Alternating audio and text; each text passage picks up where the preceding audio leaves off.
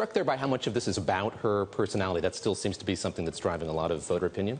A lot of reaction in the New Hampshire focus group to her personality, and most of them said they didn't necessarily have a problem with her, but they were worried in a general election that other voters would. And Democrats like their choices. They're not looking, as a lot of Republican voters are, for someone who's like a huge outsider. Bernie Sanders is a senator, but something of an outsider.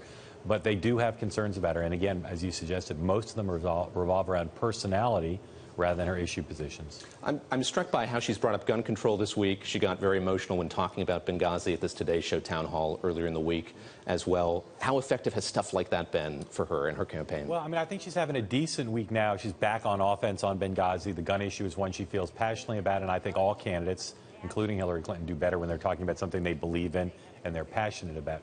But in New Hampshire and Iowa, where the voting starts, both the focus group show, she's got some problems.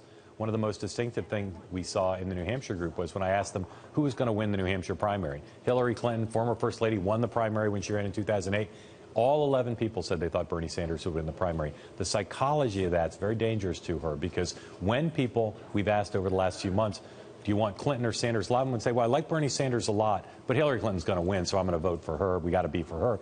The more people think Sanders can win, the more dangerous it is for her. And we're going to talk to you about the GOP voters tomorrow, but let me ask you about Sanders. Yeah. He being sort of outside the mainstream, sort of more of an outsider candidate.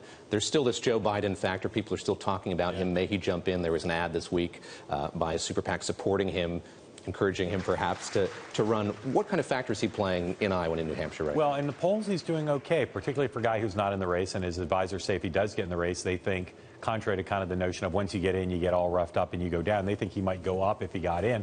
In the focus groups, it was surprising to both John Heilman and to me.